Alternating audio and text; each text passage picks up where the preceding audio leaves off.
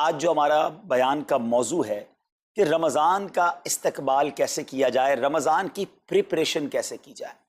دیکھیں، ہمارے گھر پہ جب کوئی مہمان آتا ہے ہم اس کی تیاری کرتے ہیں، اس کے لیے ہم ایک اچھی یوں سمجھیے کہ پریپریشن کرتے ہیں، اور جیسا مہمان ویسی تیاری۔ جس کے لیے دل میں زیادہ محبت ہوتی ہے اس کے لیے ہم زیادہ تیاری کرتے ہیں۔ تو اب ذرا آپ سوچئے کہ ایسا مہمان جو ہماری مغفرت کروانے آ رہا ہے، ایسا مہمان جو ہمیں بخشوانے آ رہا ہے، تو پھر ہمیں اس کے لیے کتنی کوشش کرنی چاہیے۔ تو آج یہاں پر جو ہم حاضر ہوئے ہیں، اللہ کرے کہ ہم رمضان کا صحیح معنوں میں استقبال کرنے میں کامیاب ہو جائیں۔ رمضان اللہ کا احسان ہے۔ رمضان کی اہمیت کو سمجھنے کے لیے یہی کافی ہے کہ پیارے آقا علیہ الصلوۃ والسلام فرماتے ہیں کہ اگر میری امت کو معلوم ہوتا کہ رمضان کیا ہے تو وہ تمنا کرتے کہ سارا سال ہی رمضان ہو۔ سبحان اللہ۔ مولا علی شیر خدا کرم اللہ تعالی وجہ الکریم کا یہ قول کتنا نرالا ہے۔ آپ فرماتے ہیں اگر اللہ تبارک و تعالیٰ کو اس امت کو عذاب دینا ہوتا تو اس امت کو رمضان اور سورہ اخلاص عطا نہ فرماتا۔ اس کا مطلب کیا ہوا کہ یہ بخشوانے، عذاب سے بچانے کے لیے آ رہا ہے، رحمتیں برسانے کے لیے آ رہا ہے۔ کاروباری لوگ بھی مجھے سن رہے ہوں گے، جس علاقے میں جس اسٹور پر کوئی ڈسکاؤنٹ ہوتا ہے، کوئی اسکیم ہوتی ہے، فائدہ ہوتا ہے، ہم ادھر پہنچ جاتے ہیں۔ رمضان ایک ایسی اسکیم ہے، رمضان ایک ایسا بینیفٹ دیتا ہے کہ احادیث میں یہ مضمون ہے کہ فرض کا ثواب 70 گنا کر دیا جاتا ہے، نفل کا ثواب فرض کے برابر کر دیا جاتا ہے، شیطان کو بند کر دیا جاتا ہے، جہنم کو تالے لگا دی جاتے ہیں، جنت کے در کھول دیے جاتے ہیں۔ روزہ دار کے منہ سے جو اسمیل آتی ہے، جو بو آتی ہے، بعض اوقات ہم کہتے ہیں یار پیسٹ نہیں کر سکے پورا دن، منہ سے اسمیل آ رہی ہے۔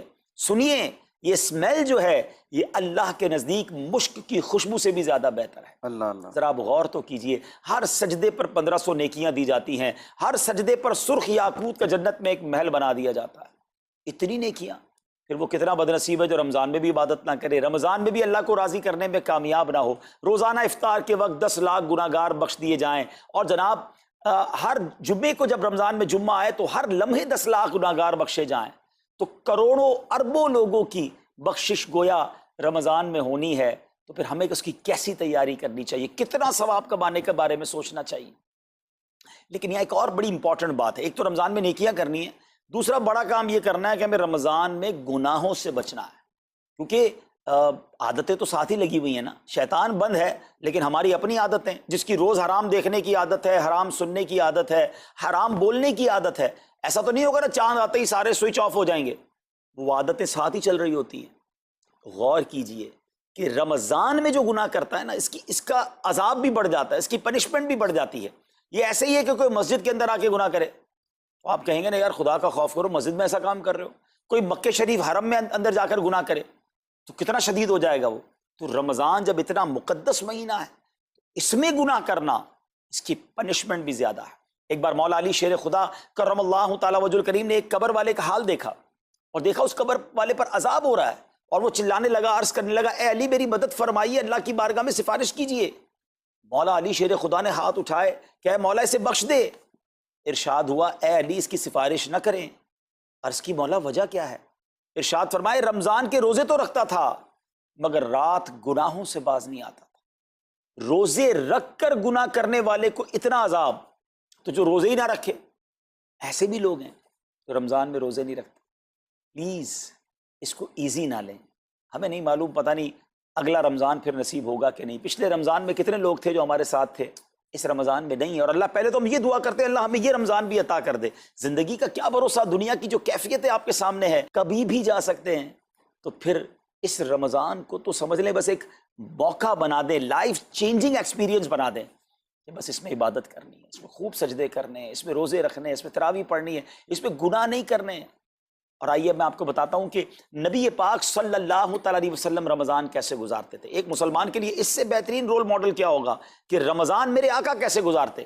تو مختلف احادیث کا جو سمری ہے وہ یہ ہے کہ نبی پاک علیہ السلام عبادت میں کمر بستہ ہو جاتے، بستر پر کم تشریف لاتے۔ بی بی عائشہ فرماتی ہیں کہ نبی پاک کے چہرے کا رنگ بدل جاتا تھا، متغیر ہو جاتا۔ کیوں؟ کہ نبی پاک پر خوف خدا طاری ہوتا، آپ گر گڑاتے، آپ رات بھر التجائیں کرتے۔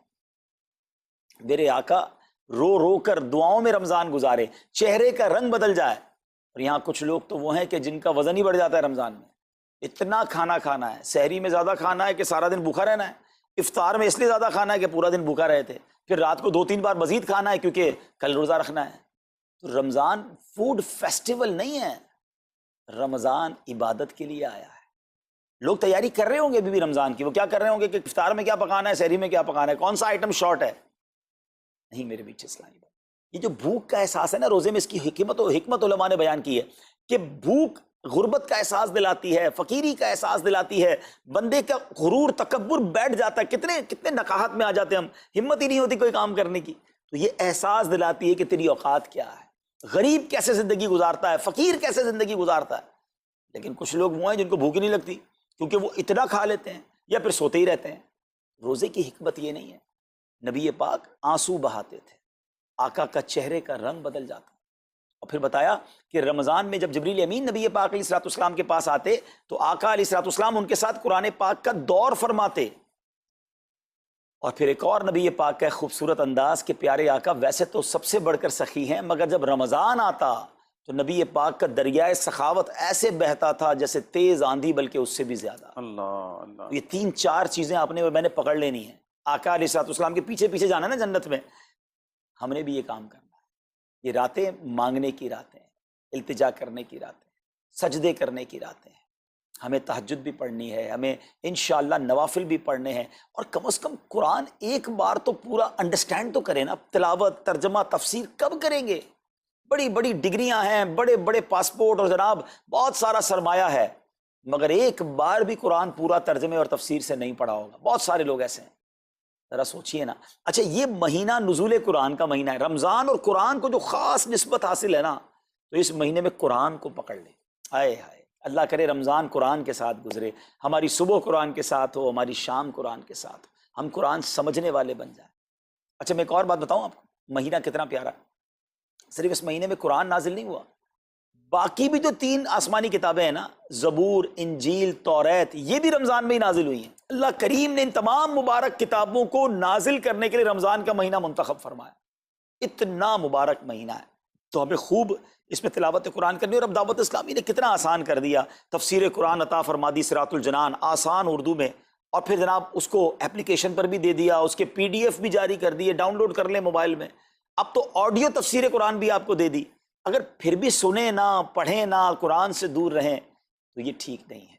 پلیز اس رمضان کو قرآن کے ساتھ گزاریے، اور پھر جو نبی پاک کا یہ جو سخاوت والا انداز ہے نا، صدقہ و خیرات کرنا، ہر سائل کو عطا فرماتے، تو یہ بھی ہمارا ایٹیٹیوڈ ہونا چاہیے کہ خوب دل کھول کر خرچ کریں۔ سب سے پہلے اپنی پوری زکوٰۃ ادا کریں۔ یہ اتنی بڑی اب بدقسمتی ہوتی جا رہی ہے، ایسا فیل ہوتا ہے دنیا بھر کے تاجران اور لوگوں سے جب ہم ملتے ہیں کہ جس طرح رمضان کے علاوہ بہت تھوڑی تعداد میں مسلمان نماز پڑھتے ہیں نا 5 ٹائم، ایسا لگتا ہے اب زکوٰۃ بھی بہت کم لوگ ہی دیتے ہیں، پوری زکوٰۃ نہیں دیتے، اندازے سے نکال دی، کیلکولیشن کرتے نہیں ہیں۔ اور یہ بھی فیلنگز آتی ہیں کہ زکوٰۃ جتنی بڑھتی جاتی ہے نا، ہزاروں میں جس کی زکوٰۃ ہے وہ دے دیتا ہے، لاکھوں والا بھی شاید دے دیتا ہے، لیکن جب زکوٰۃ ہی کروڑوں میں پہنچ جاتی ہے نا، تو پھر یہ دل پر بھار پڑنا لگ جاتا ہے، ڈیفیکلٹ لگنا شروع ہو جاتی ہے۔ بندہ یہ کیوں نہیں سوچتا کہ اگر اللہ پاک نے مجھ پر لاکھوں میں زکوٰۃ ہے تو اللہ نے کروڑوں دیے ہیں تو لاکھوں میں زکوٰۃ ہے نا، اگر کروڑوں میں زکوٰۃ ہے تو اربوں ہیں تو کروڑوں میں زکوٰۃ ہے نا۔ زکوٰۃ کتنی ہے؟ ضروریات زندگی کی تمام چیزوں سے فارغ ہونے کے بعد جو مال تجارت، سونا چاندی، کیش یا پرائز بانڈ، یہ جو اس کی تفصیلات ہیں، اس پر 2.5% ہے۔ میں ایک اور لاجک سے آپ کو بات سمجھاؤں، اگر اس لاجک سے سمجھیں تو زکوٰۃ تو 1-1.5% بنتی ہے۔ وہ کیسے؟ ہم سب کے گھر نکل گئے، اس پہ زکوٰۃ نہیں ہے، ہماری گاڑیاں نکل گئیں، اس پہ زکوٰۃ نہیں ہے، جن کی فیکٹریاں ہیں وہ فیکٹریاں بھی مائنس کر دی گئیں، جن کی دکانیں ہیں وہ دکانیں بھی مائنس ہو گئیں۔ اچھا جناب اس کے علاوہ اگر کرائے پہ کچھ پراپرٹی دی ہوئی ہے اس پر زکوٰۃ نہیں ہے۔ اگر ان سب پر زکوٰۃ ہوتی، یعنی جو کچھ میرے پاس ہے ان سب پر ہوتی تو کتنی زیادہ ہو جاتی، اور اتنی ساری چیزیں نکل گئیں تو پھر تو اگر ٹوٹل پر لگائیں تو یہ 1.5% ہی بنتا ہے۔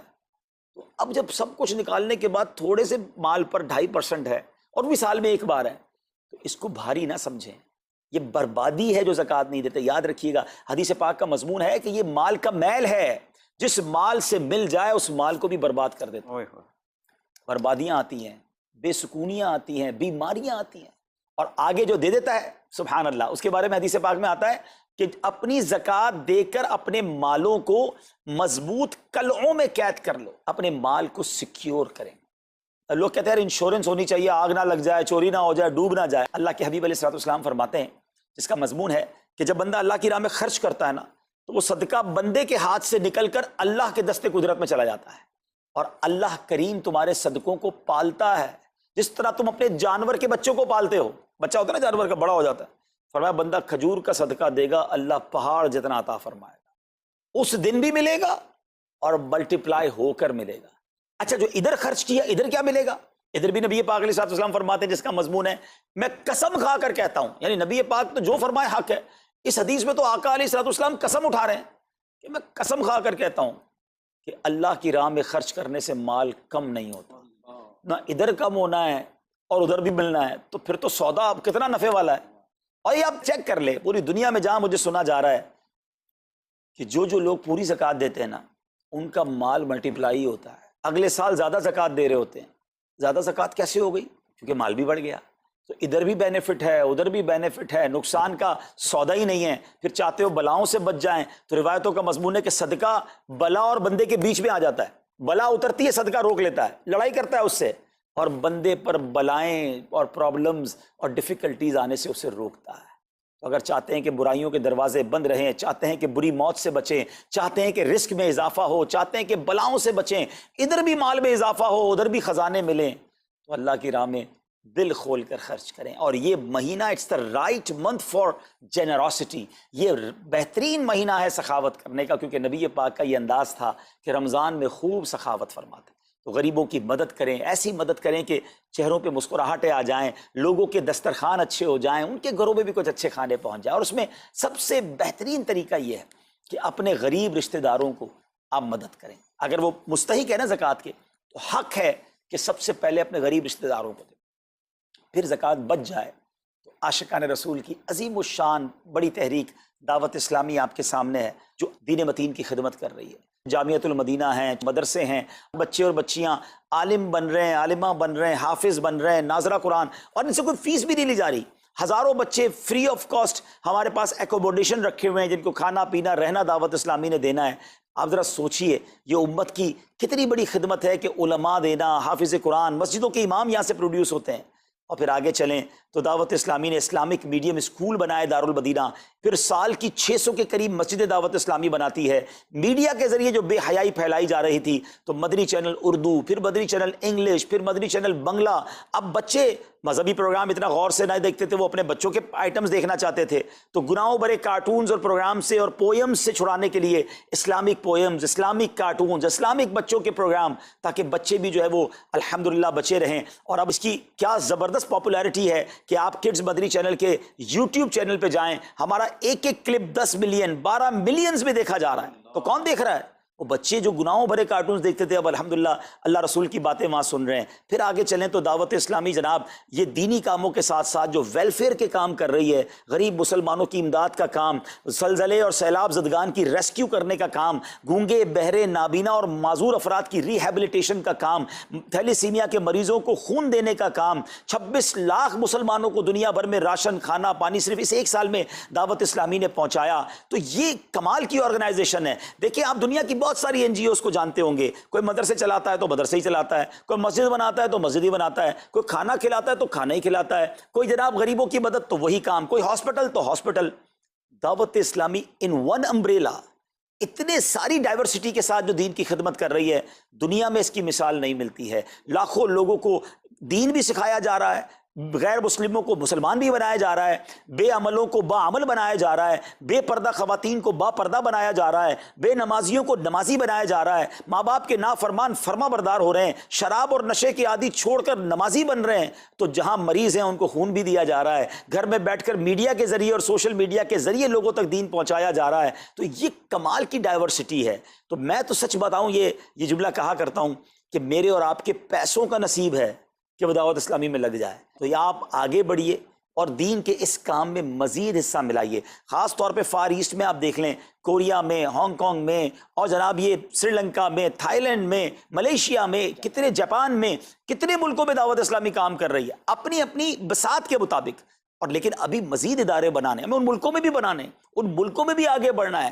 تو اگر آپ بھی چاہتے ہیں کہ میرے آقا کے عشق کا پیغام، سنت رسول کا پیغام، مسلک اعلیٰ حضرت کا پیغام، نبی پاک کے دین کا پیغام پوری دنیا میں پھیلے، تو وی ہیو ٹو سپورٹ دعوت اسلامی، نہ صرف فائنینشلی، پریکٹیکلی بھی ہمیں آپ بھی چاہیے، خود حصہ ملائیں نا۔ سیدنا عثمان غنی رضی اللہ تعالیٰ عنہ نے صرف مال نہیں دیا تھا، آپ پریکٹیکلی بھی نبی پاک کے ساتھ شریک ہوتے تھے نا، تو آپ اپنے عطیات بھی دیں، اور دنیا کے جن ملکوں میں آپ مجھے سن رہے ہیں وہ دعوت اسلامی والوں کے دست و بازو بنے۔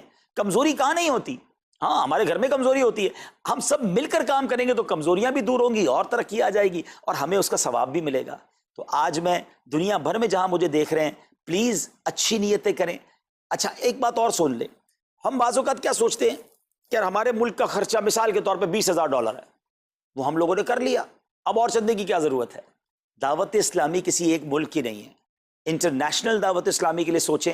دنیا میں جہاں بھی دین کا کام ہو رہا ہے وہ میرا ہے، یہ میں اپنے ملک اور اپنی سٹی کے بارے میں سوچوں گا تو شاید میں بڑا کام نہ کر سکوں۔ آپ کو تو موقع مل رہا ہے انٹرنیشنلی مدنی کاموں میں اپنا حصہ ملائیں، تو دعوت اسلامی کو دل کھول کر سپورٹ کریں۔